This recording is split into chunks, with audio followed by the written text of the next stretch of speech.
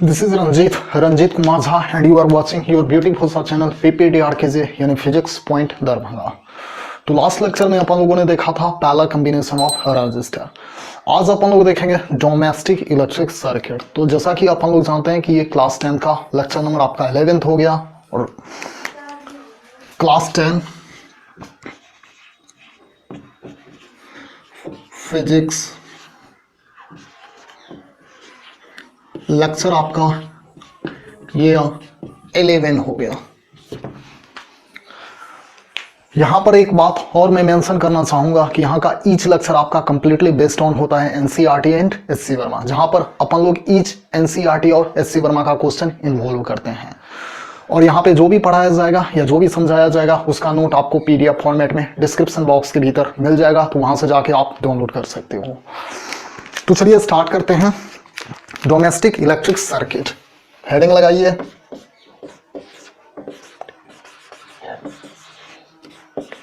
Domestic electric circuit.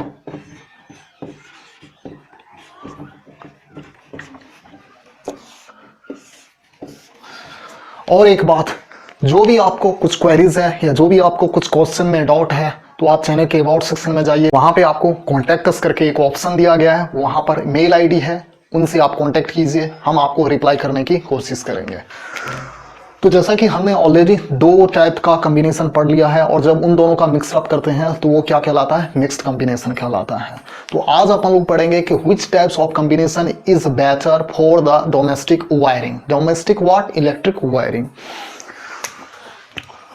तो चलिए समझने की कोशिश करते हैं। तो when designing an electric circuit, चलिए लिखते हैं when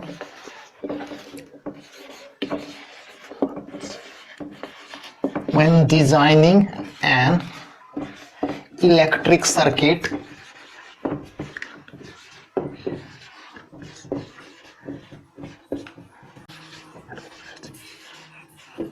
whether a series circuit or whether a series circuit or parallel circuit is better। अब रहा बात एक यहां पर कि सीरीज सर्किट क्या है और पैरेलल सर्किट क्या है। तो ये प्रोबेबली अपन लोग लेक्चर नंबर शायद 3 में देख चुके हैं। तो सीरीज सर्किट या पैरेलल सर्किट में I think there is no doubt. तो चलिए अपन लोग ये डिजाइन करने की कोशिश करते हैं कि जब अपन लोग सर्किट को डिजाइन करते हैं तो अपन लोग ये देखते हैं कि what types of circuit is better. Series circuit better है या पैरेलल सर्किट बेटर है? किसके लिए? तो फॉर इंटेंडेड यूज के लिए। तो फॉर इंटेंडेड यूज, ठीक है, यूजेस के लिए। तो अब जैसे अपन लोग कुछ एग्जांपल के थ्रू समझने की कोशिश करते हैं। व्हेन वी यूज, चलिए for example, when we use numbers of electric bulb, for example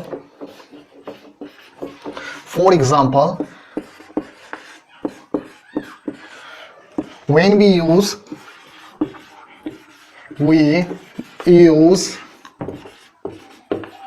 numbers of electric bulb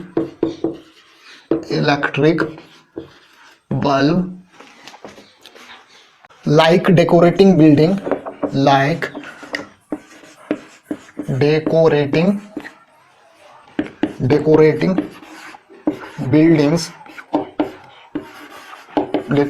buildings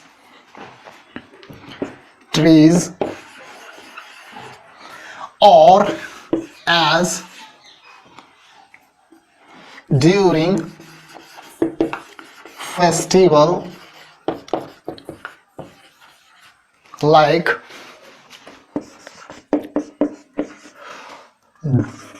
Deepavali, Dasara, etc. or as marriage function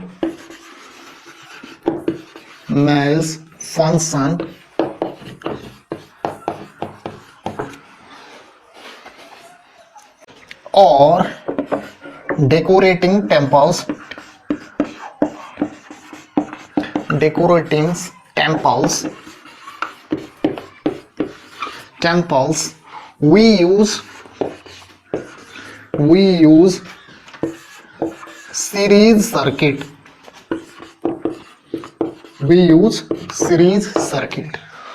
तो जैसा कि इस एग्जांपल में अपन लोगों ने देखा कि जब हम लोग नंबर्स ऑफ इलेक्ट्रिक बल्ब का यूज करते हैं किस में, तो लाइक डेकोरेटिंग बिल्डिंग्स या ट्रीज, और during festivals like Deepavali, Dussehra, और भी बहुत सारे फेस्टिवल होते हैं, और जैसा कि कोई मैरिज फंक्शन में, और डेकोरेटिंग टेम्पल्स के लिए तो हम लोग क्या यूज करते हैं, हम लोग सीरीज सर्किट जनरली यूज करते हैं। अब रहा बात कि why we use series circuit, तो चलिए यहां पर क्वेश्चन बन सकता है why we use series circuit. तो इसका जस्ट सिंपल सा आंसर है कि for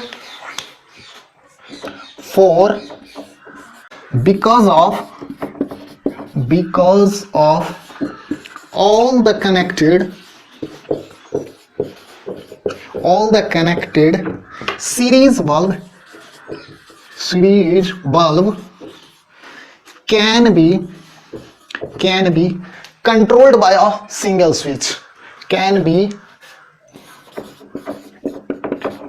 controlled by one switch। जितने भी सारे बल्ब हैं उनको अपन लोग सिंपली एक स्विच से, किससे, तो एक स्विच से क्या कर सकते हैं, तो हम कंट्रोल कर सकते हैं। क्यों, तो अपन लोग जानते हैं कि सीरीज सर्किट में करंट के पास ओनली वन पाथ होता है जो टैब है। अगर हमने सर्किट को ब्रेक करा बाय ऑफ स्विच करके तो वो सर्किट ब्रेक हो जाता है, और अपन लोग जानते हैं कि जब सर्किट ब्रेक हो जाता है तो करंट फ्लो बंद हो जाता है। तो वही रीजन है कि हम नंबर्स ऑफ बल्ब को, कौन सा बल्ब को, तो इलेक्ट्रिक बल्ब को बाय सिंगल स्विच से हम कंट्रोल कर सकते हैं। अब एक बहुत ही इंपॉर्टेंट पॉइंट है, क्या पॉइंट है, बहुत ही इंपॉर्टेंट, तो सीरीज सर्किट बहुत ही सेफ होता है। क्यों सेफ होता है, तो because in series circuit small current flow, series circuit is safe, series circuit is safer, safe होता है, ठीक है, as compare to parallel circuit. तो series circuit is safer as due to small current flow, small current flow इसमें करता है, ठीक है। इस सर्किट में, कौन सा सर्किट में, तो सीरीज सर्किट सेफ इसीलिए होता है एज, क्योंकि इसमें स्मॉल करंट फ्लो करता है, तो यही रीजन है। अब रहा बात कि जब हमें किसी पर्टिकुलर बल्ब को या इलेक्ट्रिक बल्ब को अपन को, या इलेक्ट्रिकल अप्लायंस को अपन को ऑफ करना है, तो इन सीरीज सर्किट अपन लोग ऐसा नहीं कर सकते हैं, ठीक है। तो चलिए अपने लोग देखते हैं कि इसका तो वो तो रहा ड्रॉबैक, तो इसको ओवरकम करने के लिए अपन लोग आगे बढ़ेंगे। तो मेरे पास तो अभी स्पेस नहीं है, आई विल सजेस्ट कि आप इनका स्नैपशॉट ले लीजिए ताकि हम आगे प्रोसीड कर सकते हैं। तो चलिए इनका स्नैपशॉट ले लीजिए, अपन लोग आगे प्रोसीड करेंगे। तो आई थिंक आपने इनका स्नैपशॉट ले लिया होगा। अब मैं इसे इरेज कर दूं, तो चलिए इरेज करते हैं। अब चलिए अपन लोग देखते हैं कि जब हमें किसी भी पर्टिकुलर बल्ब को बंद करना है, जब numbers of bulbs are connected in series, तो हम देखते हैं कि किसी भी पर्टिकुलर बल्ब को हम बंद नहीं कर सकते हैं। आइदर वो हमें कंप्लीटली बंद करना पड़ेगा सारे के सारे बल्ब को, नहीं तो हमें सारे के सारे बल्ब को ग्लो अप करना पड़ेगा। तो ये एक बहुत बड़ा डिसएडवांटेज है या ड्रॉबैक ऑफ सीरीज सर्किट है ये इनका। तो चलिए डिसएडवांटेज ऑफ सीरीज सर्किट अपन लोग देखते हैं।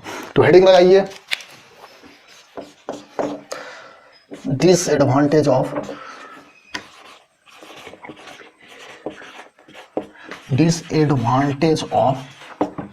Series circuit in domestic wiring,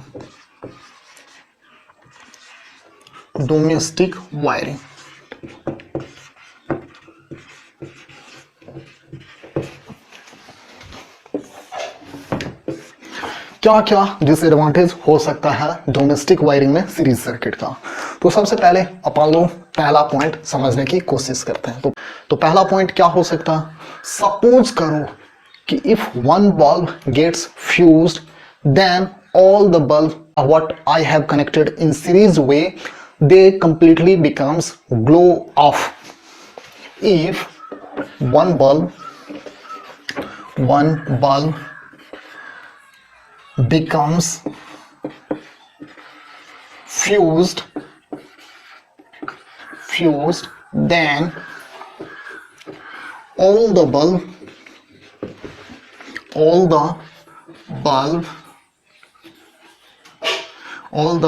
are turned off.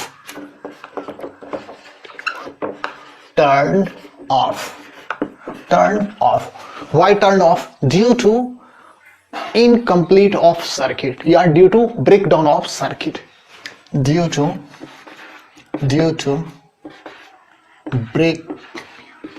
breaking of circuit, breaking of closed circuit.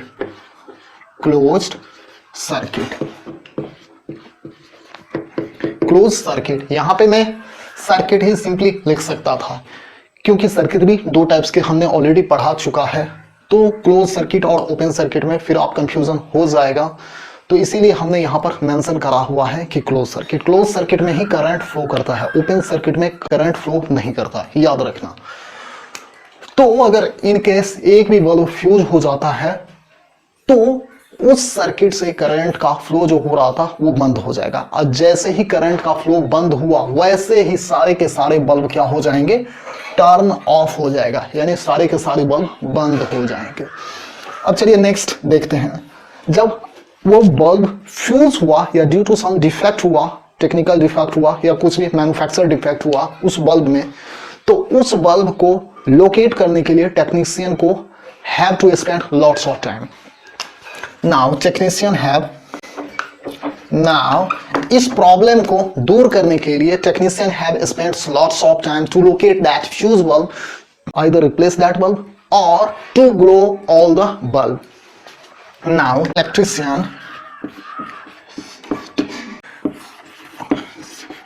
electrician have spent lots of time to locating that particular fused bulb, that particular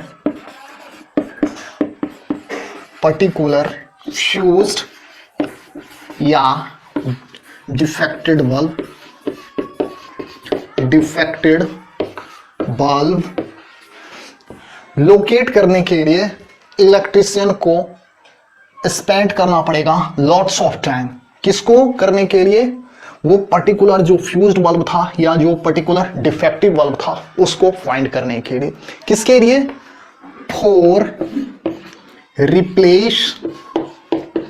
replace करने के लिए वो defective bulb को, या to glow all the bulb. कौन सा bulb, तो rest जितने भी बल्ब था उनको हम, अगर वो जो डिफेक्टिव बल्ब था उनको हटा देंगे और रेस्ट यहां से जो वायर था और यहां से जो वायर था, यहां पे सपोज करो कि देखो ये अपना एक बल्ब है, ठीक है, यहां पर एक बल्ब है, यहां पर एक बल्ब है, यहां पर एक बल्ब है। सपोज करो कि हमने अभी फिलहाल 1 2 3 4 बल्ब हमने सीरीज में कनेक्ट करा है। सपोज करो कि अगर ये बल्ब फ्यूज हो जाता है तो यहां पे सर्किट ब्रेक हो जाएगा। अगर सर्किट ब्रेक हो जाएगा तो ना ही ये बल्ब ग्लो हो सकता, ना ही ये बल्ब ग्लो हो सकता, ना ही ये बल्ब ग्लो हो सकता है। तो टेक्नीशियन को स्पेंड करना पड़ेगा लॉट्स ऑफ टाइम। यहां पर तो हमने ओनली 4 बल्ब दिए हैं, इसीलिए इस बल्ब के बाद ही जैसे ही पर यहां पर आएगा तो उसको पता चल जाएगा। अगर सपोज करो कि यहां पे 100 बल्ब्स होंगे, सपोज करो कि इससे पहले 100 बल्ब होगा, तो कितना 102 नंबर पर ये फ्यूज बल्ब आएगा। इसको फाइंड करने के लिए ये बल्ब फ्यूज है कि नहीं है। तो इसीलिए इलेक्ट्रिशियन को क्या करना पड़ेगा, लॉट्स ऑफ टाइम स्पेंड करना पड़ता है। अब देखो ये जो फ्यूज्ड बल्ब है, इस फ्यूज्ड को आइदर आप यहाँ पर रिप्लेस कर सकते हो या सिंपली यहाँ से सिंपली कनेक्टिंग वायर को आप ऐड कर दोगे। जैसे ही ऐड कर दोगे या सिंपली यहाँ पर फ्यूज्ड बल्ब हटाकर वायर को जैसे ही आप जोड़ देते हो तो देखो अभी भी सर्किट कंप्लीट है। तो फिर से रेस्ट जितने भी बल्ब था, अभी फिगर के अकॉर्डिंग 3 बल्ब था तो 3 बल्ब जलने लगेगा। तो वही यहाँ पर हम यहाँ पर समझने की कोशिश करेंगे। फॉर रिप्लेस और टू ग्लो करने के लिए, टू ग्लो अप, ग्लो करने के लिए, ठीक है। अब तीसरा पॉइंट ये समझने की कोशिश करते हैं कि तो यहां पर हम क्या कर सकते हैं, किसी भी पर्टिकुलर बल्ब को ऑफ या ऑन नहीं कर सकते थे। तो यहां पर हम नेक्स्ट पॉइंट क्या बना सकते हैं, now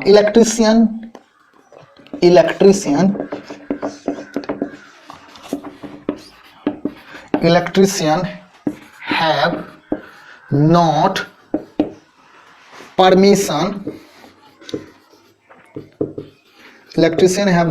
permission to turn on या off individual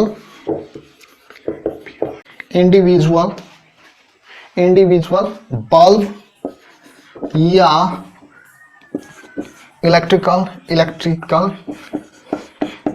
इलेक्ट्रिकल अप्लायंस। अगर मान लो कि हमने तो यहां पर बल्ब दिया है, सपोज करो कि अगर नंबर्स ऑफ, मान लो कि हमने फैन को सीरीज में एडअप करा है या ज्वाइन करा है, तो इलेक्ट्रिशियन के पास परमिशन नहीं होगा टर्न ऑन या ऑफ इंडिविजुअल बल्ब या इलेक्ट्रिकल अप्लायंस। यहां पर हमने बल्ब या इलेक्ट्रिकल अप्लायंस, यहां पे कुछ भी हो सकता है, फैन हो सकता है, हीटर हो सकता है, गीजर हो सकता है, ये कुछ भी हो सकता है जो कि सीरीज में कनेक्शन किया गया है, उन सभी अप्लायंस का। किसमें, तो इन सीरीज सर्किट में, इन सीरीज सर्किट में। सबसे इंपॉर्टेंट और ड्रॉबैक क्या हो सकता है, तो all the electrical appliance do not get same voltage. कौन सा वोल्टेज, तो जो अपन को पावर लाइन से मिल रहा था, वो पावर लाइन का वोल्टेज अपन लोग को सीरीज सर्किट में ऑल इलेक्ट्रिकल अप्लायंस को नहीं मिलता है। कैसे, तो वो भी अपन लोग यहां पर फिगर के अकॉर्डिंग समझाऊंगा यहां पर। तो all in series circuit, all the electrical appliance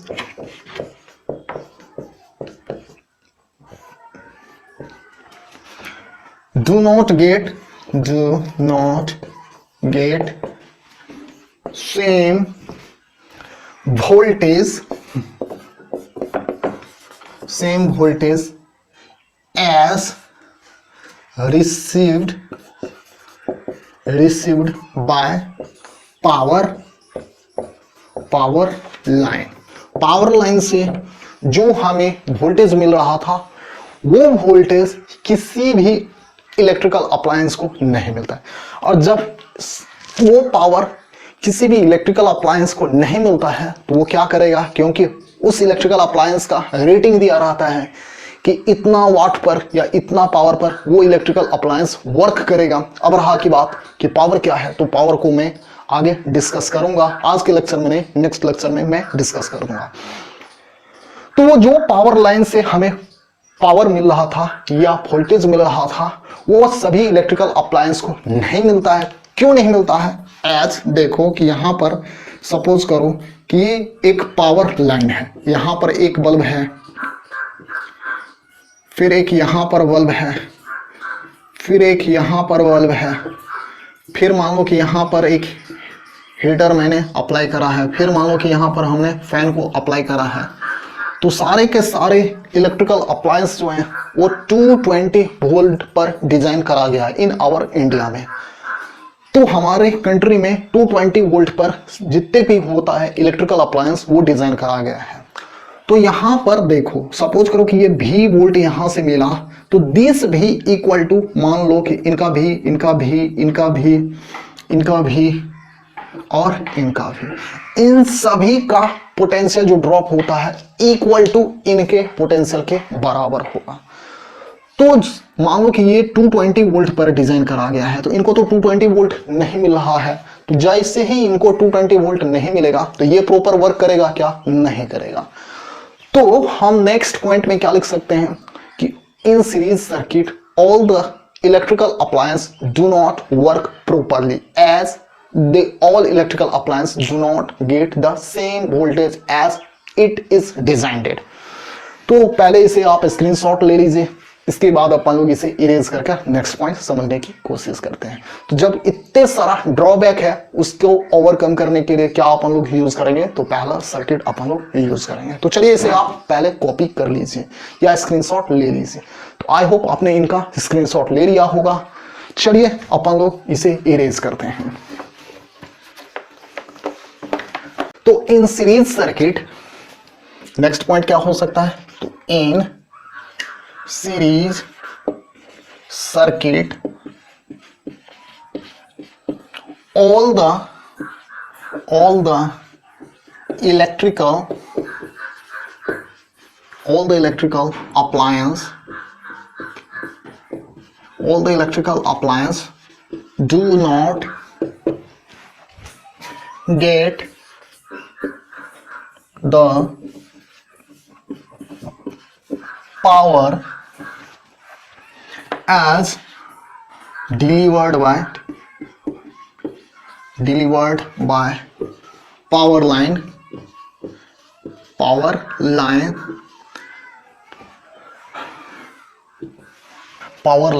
यानी 220 वोल्ट। जनरली 220 वोल्ट हम मान के चलते हैं कि पावर लाइन से हमें 220 वोल्ट मिलता है और सारे इलेक्ट्रिकल अप्लायंस 220 वोल्ट पर ही डिजाइन करा गया है इन आवर कंट्री या इंडिया में। सो hence they all do not work properly। वो प्रॉपरली वर्क नहीं करेगा किसमें? तो सीरीज सर्किट में। नेक्स्ट पॉइंट क्या हो सकता है ड्रॉबैक में? तो जैसा कि हमने देखा था प्रीवियस 2 लेक्चर में, यानी लेक्चर नंबर 9 में क्या देखा था? तो इन सीरीज सर्किट में जब रेजिस्टेंस, कुछ भी अगर इलेक्ट्रिकल अप्लायंस एडअप करते हैं तो उनका कुछ रेजिस्टेंस होता है। तो जब सीरीज कनेक्शन हो या सीरीज सर्किट में रेजिस्टेंस क्या हो जाएगा? तो रेजिस्टेंस सीरीज सर्किट में हमने देखा था कि रेजिस्टेंस इंक्रीज कर जाता है। तो इन सीरीज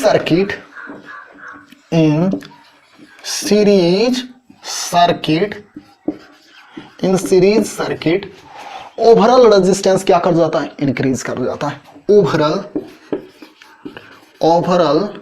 रेजिस्टेंस इंक्रीजेज। जब रेजिस्टेंस इंक्रीज कर जाता है पोटेंशियल या जो पावर लाइन से अपन लोग को जो पोटेंशियल डिफरेंस जो मिल रहा था वो अपन लोग को फिक्स है या कांस्टेंट क्वांटिटी है, और रेजिस्टेंस जब इंक्रीज कर जाता है तो ओम्स लॉ से आप लोग क्या जानते हो?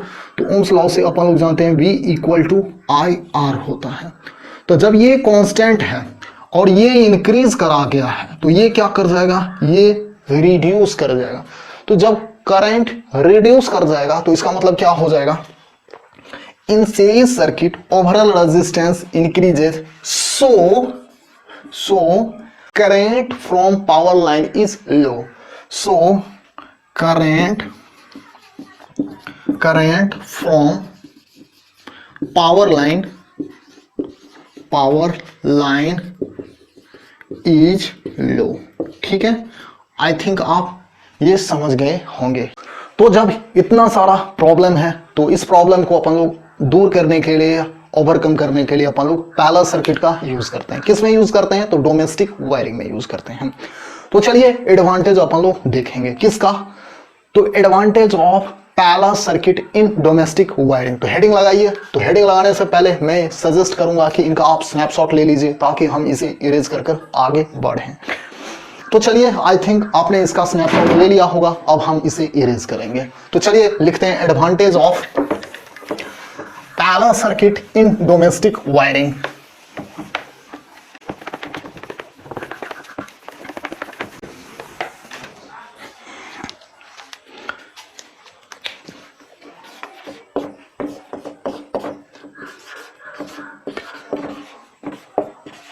Advantage of parallel circuit in domestic wiring. तो आई होप आप टॉपिक को अच्छी तरह से गैदर कर रहे होंगे और जो भी यहाँ पे समझाया जा रहा है उससे आप अच्छी तरीके से समझते जा रहे होंगे। तो चलिए, क्या अपन लोग देखते हैं पैरेलल सर्किट में। तो पैरेलल सर्किट में सबसे इंपॉर्टेंट और सबसे मेन पॉइंट ये है कि each and individual electrical appliance they have a separate switch. In parallel circuit, in parallel circuit, in parallel circuit, each electrical appliance, each electrical appliance have separate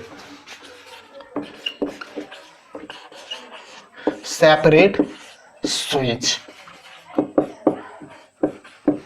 Each electrical appliance के पास separate switch होता है। अब electrical appliance क्या हो सकता है? Electrical appliance आपका फैन हो सकता है, बल्ब हो सकता है, हीटर हो सकता है, गीजर हो सकता है, फ्रिज हो सकता है, टेलीविजन हो सकता है, कुछ भी हो सकता है। तो उन सभी इलेक्ट्रिकल अप्लायंस का सेपरेट स्विच रहता है। तो अगर सपोज करो कि हम यहां पर बल्ब का बात करेंगे, तो मान लो कि there are numbers of electrical bulb, और उस बल्ब में सपोज करो कि एक बल्ब अगर फ्यूज हो जाता है या डिफेक्ट बल्ब है, तो स्टिल रेस्ट जितने भी बल्ब होगा वो ग्लो अप करेगा except defective bulb. Here, if one electrical appliance, if one electrical appliance stop working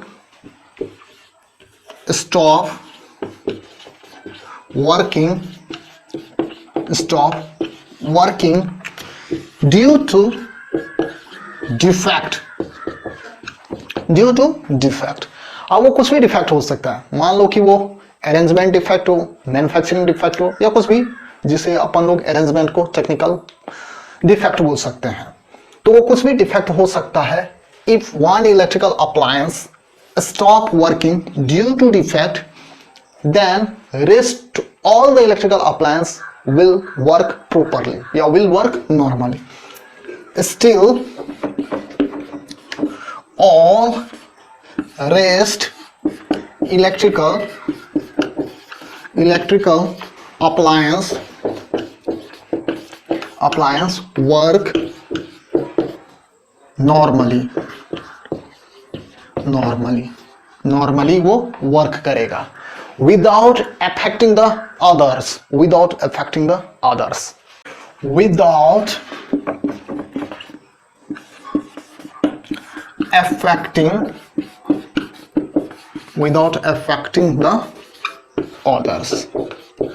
others का क्या मतलब हुआ कि और जो भी कुछ इलेक्ट्रिकल अप्लायंस है उसको विदाउट इफेक्ट किए हुए जितने भी इलेक्ट्रिकल अप्लायंस होगा वो वर्क करेगा। कैसे? तो नॉर्मली जैसे प्रीवियस केस में अगर वो बल्ब डिफेक्ट हो या नहीं हो, उस कंडीशन में जैसे वर्क कर रहा था उसी कंडीशन में अभी भी वो वर्क करेगा।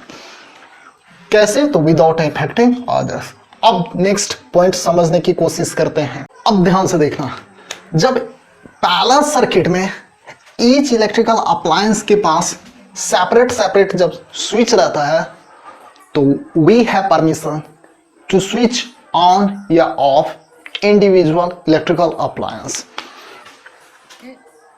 Here we have permission we have permission to turn on or off individual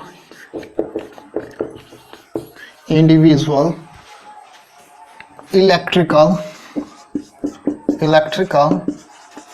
appliance separately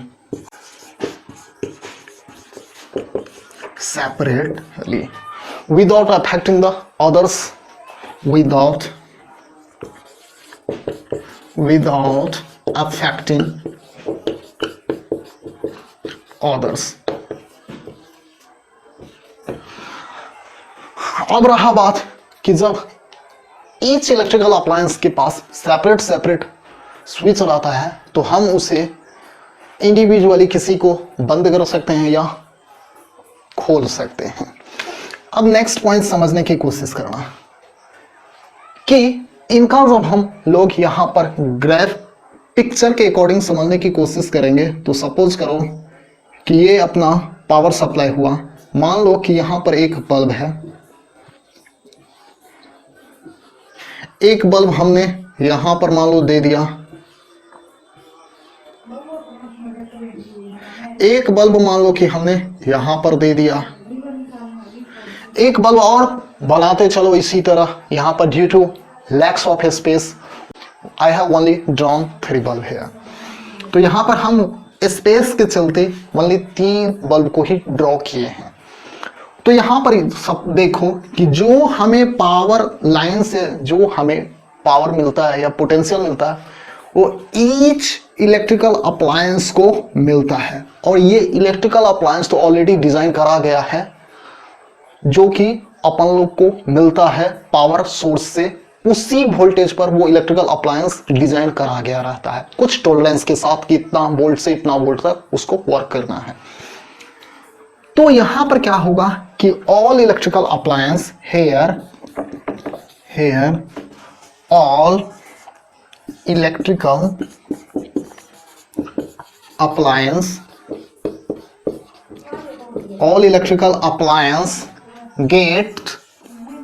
gets same voltage as delivered by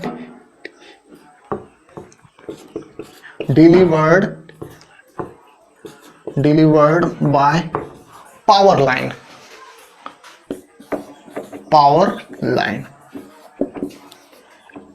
220 volt power line से अप्रोक्सीमेटली कितना वोल्टेज मिलता है तो 220 वोल्ट, और वही 220 वोल्ट अप्रोक्सीमेटली सारे इलेक्ट्रिकल अप्लायंस डिजाइन करा गया रहता है। तो जब इतना सभी इलेक्ट्रिकल अप्लायंस को मिलता है तो वो क्या करेगा, दे वर्क प्रोपरली।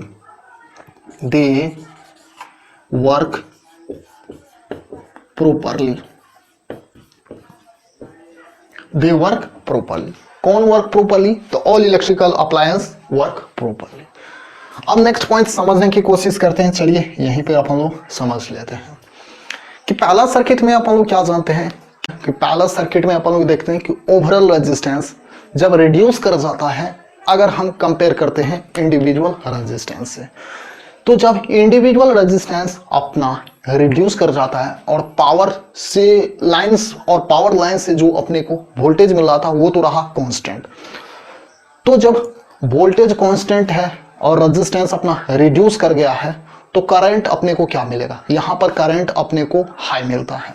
तो हेयर करंट गेट्स हेयर किस में, तो पहला सर्किट में, हेयर इन पहला सर्किट ओवरऑल रेजिस्टेंस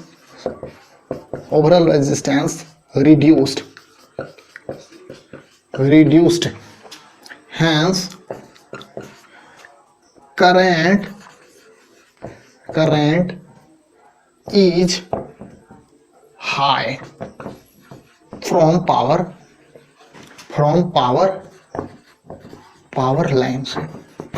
लाइन से जो हमें करंट मिल रहा है वो क्या मिलता है, हाई मिलता है। तो इसी पर अपना एक एनसीईआरटी में एक क्वेश्चन है, यही डोमेस्टिक इलेक्ट्रिक सर्किट पर बेस्ड एनसीईआरटी में पेज नंबर 216 में एक क्वेश्चन नंबर 3 दिया गया है। मैं क्वेश्चन निकाल लेता हूं। क्वेश्चन क्या है? क्वेश्चन